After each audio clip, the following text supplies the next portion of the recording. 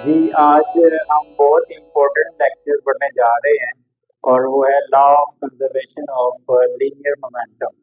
इससे पहले कि हम law of conservation of linear momentum पढ़े, इसमें एक बहुत ही इम्पोर्टेंट टर्म यूज होनी है जिसका नाम है आइसोलेटेड सिस्टम। तो सबसे पहले हम डिस्कस करेंगे कि आइसोलेटेड सिस्टम क्या होता है। आइसोलेटेड सिस्टम एक ऐसा सिस्टम होता है जिसके ऊपर बैरूनी कोई भी फोर्स अमल ना कर रही हो। हम इसके एग्जांपल में बता सकते हैं कि अगर हमारे पास ग्लास का एक जार है और उस जार के अंदर गैस के मॉलिक्यूल्स इनक्लोज हैं और उस गैस के मॉलिक्यूल्स के ऊपर बैरूनी कोई फोर्स अमल नहीं कर रही। अब देखें ना, हर चीज को ग्रेविटी जो है वो अट्रैक्ट कर रही होती है। तो ग्रेविटी की फोर्स तो गैस के मॉलिक्यूल्स के ऊपर एक्ट कर रही होगी, लेकिन चूंकि न्यूटन्स लॉ ऑफ ग्रेविटेशन के मुताबिक gas molecules are very small and earth is very large as compared to gas molecules, so the force of attraction between the gas molecules and earth can be neglected. तो if suppose हम ये फर्ज कर लेते हैं कि gas molecules के ऊपर अगर कोई ग्रेविटी की फोर्स भी एक्ट नहीं कर रही, तो फिर हमारे पास वो ग्लास जार जिसके अंदर गैस के मॉलिक्यूल्स इनक्लोज है वो एक आइसोलेटेड सिस्टम कहलाएगा। तो ये एक हाइपोथेटिकल सिस्टम है जिसके ऊपर कोई फोर्स अमल ना करे। तो हम कह सकते हैं a system on which no force no external force acts known as isolated system. हमने इसकी एग्जांपल बताई है गैस मॉलिक्यूल्स की। अगर टेम्परेचर कांस्टेंट रहेगा तो उसका ऊपर कोई बैरूनी फोर्स अमल नहीं करेगी, तो वो भी हमारे पास एक आइसोलेटेड सिस्टम होगा। अब हम बात करते हैं law of conservation of linear momentum की। Law of conservation of linear momentum ये कहता है कि अगर हमारे पास कोई भी आइसोलेटेड सिस्टम हो और उसके ऊपर कोई भी बैरूनी फोर्स अमल ना कर रही हो, तो उस आइसोलेटेड सिस्टम का जो लीनियर मोमेंटम है, टोटल लीनियर मोमेंटम, वो हमेशा कांस्टेंट रहता है। फर्ज कर लेते हैं वो एक सिस्टम आइसोलेटेड सिस्टम, उसके अंदर हम दो स्मूथ बॉल्स कंसीडर करते हैं। फर्ज करें ये हमारे पास दो स्मूथ बॉल्स हैं। एक बॉल का मास m1 है और दूसरी का मास m2 है। They are moving in a straight line. वो एक स्ट्रेट लाइन के अंदर मूव कर रही है और हमारे पास जो फर्स्ट बॉल है उसकी वेलोसिटी v1 है, सेकंड बॉल की वेलोसिटी v2 है। वो मूव कर रहे हैं और मूव करते हुए अचानक क्या होता है कि m1 और m2 जो है आपस में कोलाइड करते हैं। m1 जो है m2 के ऊपर एक फोर्स अप्लाई करता है, तो जाहिर बात है वो एक्शन कर रहा है। उसके रिएक्शन के तौर पर m2 भी m1 के ऊपर एक फोर्स अप्लाई करेगा। इसकी मिसाल हम यूँ समझ सकते हैं कि सपोज करें एक रोड के ऊपर दो कार्स ट्रेवल कर रही हैं और एक कार जो है उसका मास m1 है और एक कार उसका मास m2 है। They are travelling in the same direction but their velocities are different. एक की वेलोसिटी v1 है और एक की वेलोसिटी v2 है।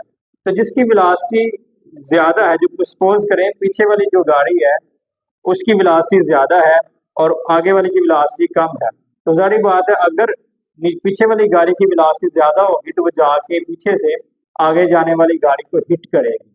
जब हिट करेगी, in other words we can say that कि ये एक्शन कर रही है, तो उसके रिएक्शन के तौर पर वो गाड़ी भी उसके ऊपर फोर्स अप्लाई करेगी। तो जो ही वो पीछे से हिट करेगी तो वो आगे वाली जो गाड़ी है वो अपनी स्पीड तेज कर लेती है और यूं वो दोनों फिर सेपरेट हो जाती है। इसी तरीके से हमारे पास दो स्मूथ बॉल्स हैं जिनकी डिफरेंट वेलोसिटीज हैं। तो m1 जो है वो m2 के ऊपर एक फोर्स अप्लाई करता है, उस फोर्स को हम F कह लेते हैं और एज ए रिएक्शन m2 भी m1 के ऊपर एक फोर्स अप्लाई करता है जिसको हम F1 F प्राइम कह देते हैं। और फिर ये कोलाइड करने के बाद दोबारा फिर सेपरेट हो जाते हैं, लेकिन इनकी वेलोसिटी जो है वो चेंज हो जाती है। तो law of conservation of linear momentum के मुताबिक दोनों की वेलोसिटीज, यानी दोनों का जो मोमेंटम है, मोमेंटम m1 mv1, यानी this is the momentum of first body and this is the momentum of second body. तो जब हम दोनों बॉडीज के मोमेंटम्स को जमा कर लेंगे तो ये हमारे पास पूरे सिस्टम का मोमेंटम आ जाएगा। System means two bodies. ये दोनों बॉडीज का जो टोटल मोमेंटम है वो कांस्टेंट रहता है।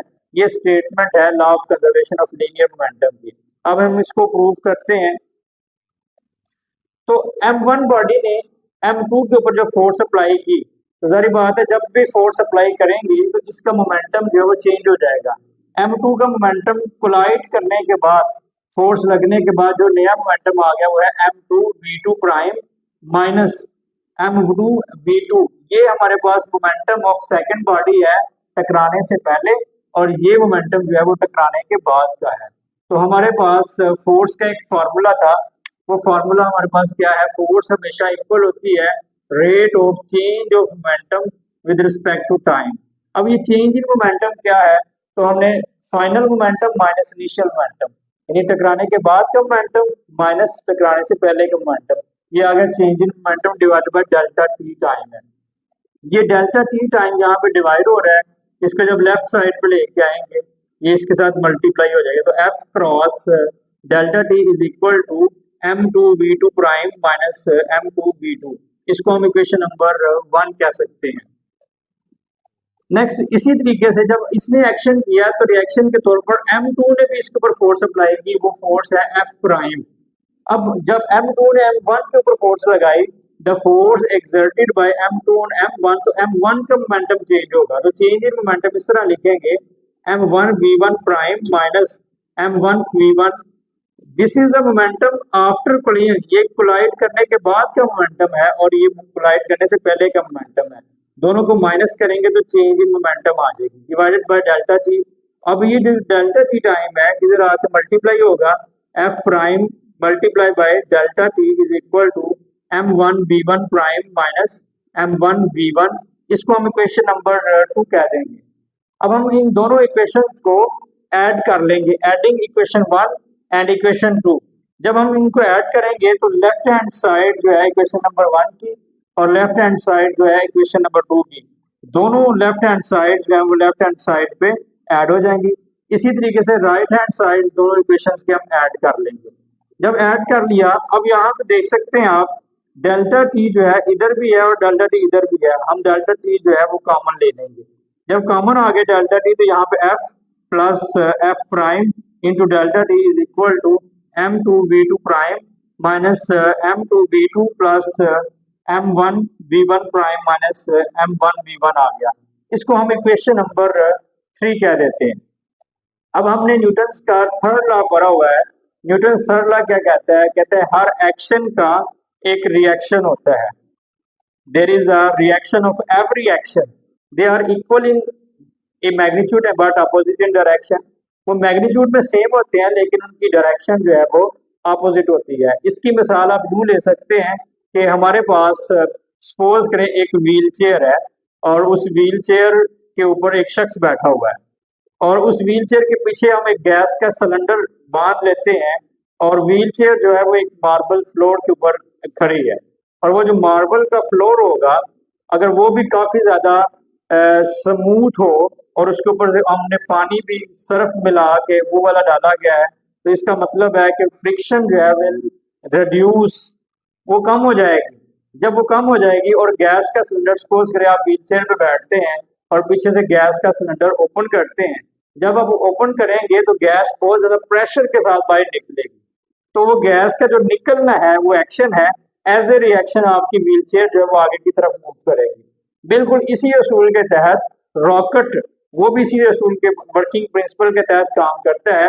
गैस पीछे से निकल रही होती है, वो एक्शन कर रही होती है और उसके रिएक्शन के तौर पर रॉकेट जो है वो ऊपर की तरफ मूव कर रहा होता है। तो ये हमारे पास न्यूटन्स थर्ड लॉ की एक एग्जांपल है। इसके अलावा हम और भी एग्जांपल्स दे सकते हैं। फॉर एग्जांपल हमारे पास एक बलून है, हम उस बलून के अंदर हवा भरेंगे, जब हवा भर के छोड़ेंगे तो गैस जो हवा है वो बाहर नीचे से निकलेगी और बलून यूं इस तरीके से ऊपर चला जाएगा। तो इट मीन्स गैस एक एक्शन कर रही है, उसके रिएक्शन के तौर पर बलून मूव कर रहा है। तो there is a reaction of every action, they are equal in magnitude but opposite in direction. Similarly in this case M1 ने जो उसको ऊपर M2 के ऊपर फोर्स अप्लाई की, ये हमारा एक्शन था, और फिर M2 ने भी M1 के ऊपर फोर्स अप्लाई की, वो रिएक्शन है। और ऐसा हरगिज नहीं है कि पहले एक्शन हुआ बाद में रिएक्शन हुआ। याद रखिएगा action and reaction occurred simultaneously, वो बेक वक्त हो रहे होते हैं। जब एक्शन हुआ तब एक्शन भी हुआ था। तो यहाँ पे according to Newton third law of motion, action and reaction equal in magnitude but opposite in direction. तो एक्शन हमारे पास फोर्स एफ है एंड रिएक्शन जो है वो एफ प्राइम है, और they are equal in magnitude but opposite in direction. यहाँ पे जो नेगेटिव साइन है वो ये शो कर रहा है कि एक्शन और रिएक्शन जो है वो अपोजिट डायरेक्शन में है। अब हम क्या करेंगे, ये माइनस का एफ जो है इसको राइट साइड पे लेके आएंगे तो हमारे पास बन जाएगा F plus F prime equals to null vector. याद रखिएगा जब भी किसी वेक्टर में उसका नेगेटिव वेक्टर ऐड करते हैं तो जो आंसर आता है वो हमारे पास एक नल वेक्टर होता है, और ये हमारे पास एक नल वेक्टर है। तो f plus F prime equals to null vector, ये वैल्यू हम इक्वेशन नंबर 3 में पुट कर देंगे। ये हमारे पास इक्वेशन नंबर 3 है। तो जब यहाँ पे हमने नल वेक्टर पुट किया मल्टीप्लाई में डेल्टा टी, तो डेल्टा टी नल वेक्टर से मल्टीप्लाई होकर आंसर फिर नल वेक्टर आ जाएगा। नल वेक्टर जो है वेक्टर्स के केस में बिल्कुल ऐसे ही बिहेव करता है जैसे हमारे पास अलजबरा के अंदर जीरो को अगर हम किसी भी नंबर से मल्टीप्लाई करें तो वो उसको जीरो कर देता है। सिमिलरली यहाँ पे डेल्टा टी जो है वो जीरो नल वेक्टर से मल्टीप्लाई होकर नल वेक्टर बन जाएगा, इतने जीरो हो जाएगा, और ये हमारे पास राइट हैंड साइड है। अब m1 और v1 यहाँ पे लेफ्ट साइड पे आ जाएंगे, इधर माइनस के थे इधर आके पॉजिटिव हो जाएंगे। सिमिलरली m2 v2 ये भी इधर आके पॉजिटिव हो जाएगा, इधर रह जाएगा m1 v1 प्राइम और m2 v2 प्राइम। अब ये क्या है, ये हमारे पास मोमेंटम है। mv जो है the product of mass and velocity is called momentum. तो this is the momentum of first body and this is the momentum of second body before collision. तो हमने सम ले लिया दोनों के मोमेंटम्स का। तो the sum of the momentum of both bodies is equal to the momentum of first body and momentum of second body. जब इसका भी सम ले लेंगे, ये m1 v1 प्राइम है, ये कोलिजन के बाद का मोमेंटम है। तो total momentum before collision is equal to total momentum after collision.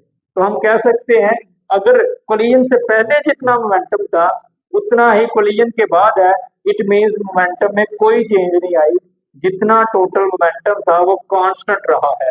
हम लिख सकते हैं m1 v1 plus m2 v2 is equal to constant, hence the total linear momentum of an isolated system remains constant.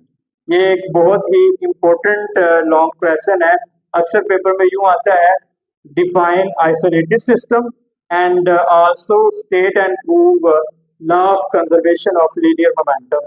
तो बिल्कुल जिस तरीके से मैंने यहाँ पे व्हाइट बोर्ड पे लिखा है, अगर आप बिल्कुल ऐसे ही पेपर में लिखाएंगे तो इंशाल्लाह आपको पूरे मार्क्स मिल जाएंगे।